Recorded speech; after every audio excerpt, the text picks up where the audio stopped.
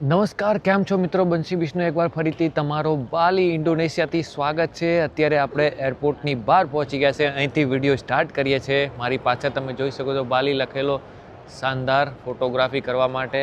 અહીંયા ટર્મિનલ છે, આ ડોમેસ્ટિક ટર્મિનલ છે. આપણે જકાર્તાથી આવ્યા હતા ને જકાર્તા સુધી જે ફ્લાઇટ હતી તમને મેં પહેલાં વિડીયો બતાવી દીધો છે.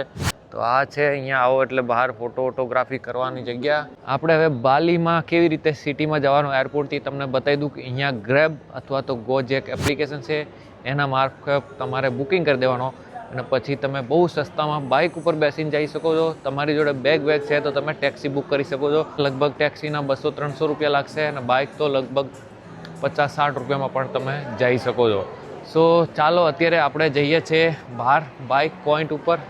મારી તો હોટલ બહુ નજીક જ છે ને હોટલ પણ હું તમને સારી એવી બતાવવાનો છું, જે લગભગ 1500-1700 રૂપિયામાં તમને મળી જશે. આ બાઇક પોઈન્ટ છે ગોજેક, તમે જોઈ શકો છો. હલો, અહીંયાથી તમે બુક કરી શકો છો અથવા તો એપ્લિકેશનથી પણ બુક કરી શકો છો. તો આપણે અત્યારે જઈએ છીએ. હલો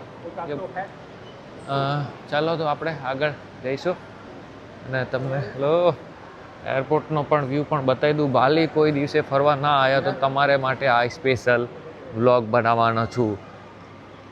આ વખતે આપણે ખાલી ગુજરાતીમાં જ વિડીયો બનાવવાના છે અને ગુજરાતી વિડીયો બનાવવા માટે જ અહીંયા પહોંચી ગયા છે. એરપોર્ટ ટર્મિનલ બિલ્ડિંગ કંઈક આવી દેખાય છે. આ ડોમેસ્ટિક એરપોર્ટ છે. આપણે જકાર્તાથી ફ્લાઇટ લઈને અહીંયા પહોંચી ગયા છે. આવડો બેગ છે એટલે આપણે જઈ શકીએ છીએ બાઇક ઉપર. 1-2 બેગ હોય નાના તો બાઇક ઉપર પણ જઈ શકીએ છીએ. પણ ફરવા આવો અને બેગ ખાવા પીવાનો લઈને આવો છો, ગાડી લઈને જઈ શકો છો. આ બધો ગ્રેબ અને ગોજેકનો અહીંયા પોઈન્ટ છે, ત્યાંથી પણ બુક કરી શકો છો. અને ઇન્ડોનેશિયામાં એક ખાસ વાત છે કે અહીંયા કોઈ સ્કેમ નહીં થતો, કોઈ લૂંટપાટ નહીં, કોઈ એક્સ્ટ્રા ચાર્જ નહીં, કશું જ નથી. સસ્તામાં પણ ફરી શકો છો. હોસ્ટેલમાં રહો તો પણ મારા હિસાબે થોડોક બજેટ કાઢો, તમે મજા પણ કરી શકો છો ઓછા પ્રાઇઝમાં. ચાલો આપણે જઈશું. પૂજા પાઠ થાય છે અહીંયા આગળ. આ પાર્કિંગથી નીકળ્યા પછી થોડોક અહીંયા ગલી છે, આ પાર્ક કરીને જ તમારે જવું પડે છે. અહીંયા પાર્કિંગ છે, 1st, 2nd, 3rd floor.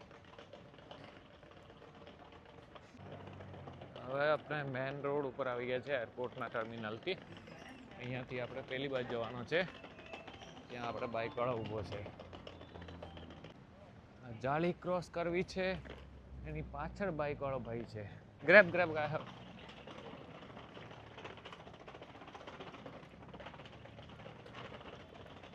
Hello, ये हमारे भाई साहब हैं जिसके पीछे बैठ के जाना. सॉरी, આ આપણા ભાઈ બસ છે, એની પાછળ આપણે બેન જવાનો છે. અહીંયા આગળ તમારે આવવાનું છે આ જગ્યા ઉપર.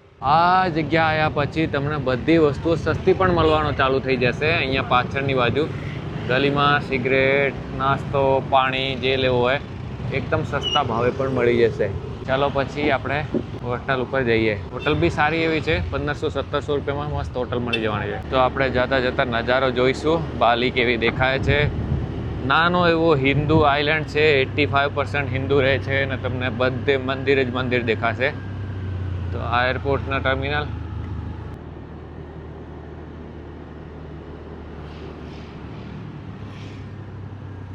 આને કહેવાય ડેનપસાર, બાલી ડેનપસાર.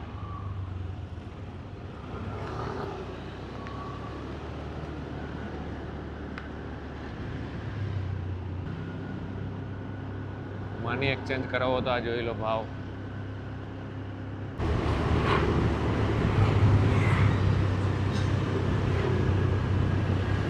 સો ભાઈ આપણે પહોંચી ગયા છે ગુના ગ્રહ.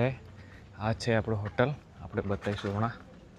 અહીંયા આગળ છે ને સ્વિમિંગ પુલ પણ છે ને રૂમ પણ વ્યવસ્થિત છે, સસ્તા છે. આ જો સ્વિમિંગ પુલની સાથે મસ્ત મજાની જગ્યા છે, શાંતિવાળી અને સિટી એરપોર્ટની નજીકમાં છે. Hello brother, how are you?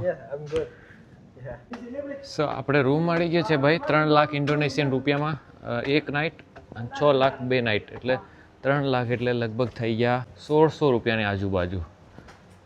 તો આપણે હવે રૂમ જોઈએ કેવો દેખાય છે. આ 1st ફ્લોરનો રૂમ છે. રૂમ જોઈ લઈએ, પહેલાં તમને રૂમ બતાવી. ઓકે, આ જોઈ લો ભાઈ આપણો રૂમ છે. બાલી ઇન્ડોનેશિયામાં 2 નાઇટ માટે શાનદાર ગાદલાવાળો રૂમ છે, તમે જોઈ શકો છો.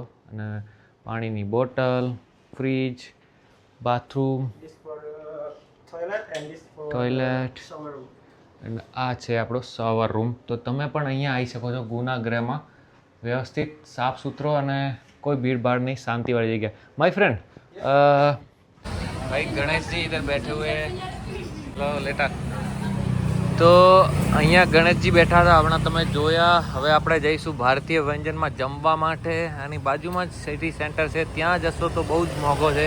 ગુજરાતી રેસ્ટોરન્ટ પણ તમને દેખાશે. તો અત્યારે આપણે જઈએ છીએ જમવા માટે. રૂમ 1500 રૂપિયામાં મળી ગયો, શાનદાર વિથ સ્વિમિંગ પુલ. આપણે જમવાનો ત્યાં આગળ નથી, પણ ઇન્ટોમાર્ટ છે, એ બધા છે, ત્યાં તમે પાણી બોટલ કે બીજી કઈ વસ્તુ પણ ખરીદી શકો છો. આ છે હિન્દુ રીતિ રિવાજનો કલ્ચર, બધાય ઘરમાં આવો મંદિર હોય જ છે. અહીંયા તમે ફરવા માટે બાઇક રેન્ટ ઉપર લઈ શકો છો. 500 રૂપિયામાં બાઇક મળી જશે ને ગમે ત્યાં તમે બાઇક લઈને ફરી શકો છો. તો આપણે કાલે બાઇક લેવાના છે. આ જો અહીંયા આગળ મંદિર. અત્યારે આપણે જમવા જઈએ છીએ, તમને માર્કેટ પણ બતાવતા જઈશું.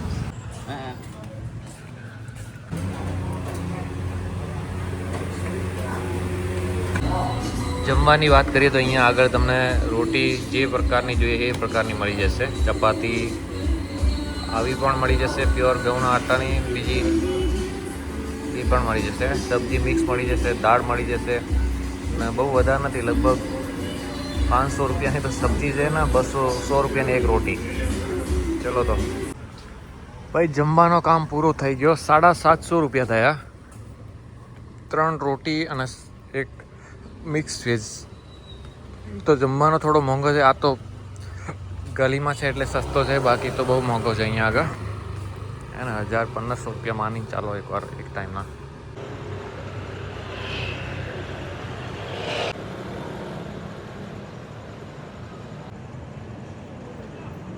રાતના 11 વાગી ગયા છે. અત્યારે હું છું બાલી ઇન્ડોનેશિયામાં. રાતના 11 વાગ્યા પછી શું નાઇટ લાઈફ હોય છે જોઈ શકો છો. ઘોડા બગ્ગી તૈયાર છે અને ચારે બાજુ બાર, ક્લબ, ચારો બાજુ તમને રોનક જોવા મળશે.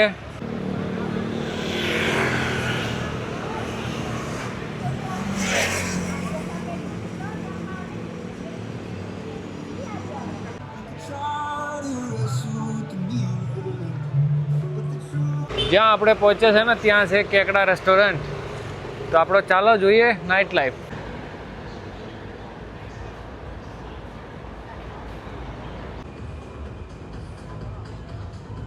સો આવી રીતના બાર બનેલા છે અને ત્યાં મ્યુઝિક સાથે તમે બિયર, દારૂ પી શકો છો અને લોકો અહીંયા બેઠા મોજ કરે છે, તમે જોઈ શકો છો. તો આનો છે મલિડા સ્પોર્ટ્સ બાર. ઇન્ડિયન ફેમિલી તમને અહીંયા જોવા મળશે. આપણે ગુજરાતી જ્યાં પણ જાય છે ત્યાં આપણી છાપ છોડીને આવે છે. તો અત્યારે અહીંયા જે બાઇકવાળા ઊભા હોય છે ને એ બી મોટા ભાઈ બોલાવે છે. બોલો, જોઈ શકો છો નાઇટ આવી રીતની કંઈક નાઇટ લાઈફ છે. વસ્તુઓ શું મળે છે ખાવામાં એ પણ અહીંયા તમને જોવા મળી જશે. જોઈ લો, ઝીંગા, કેકડા, મછલી.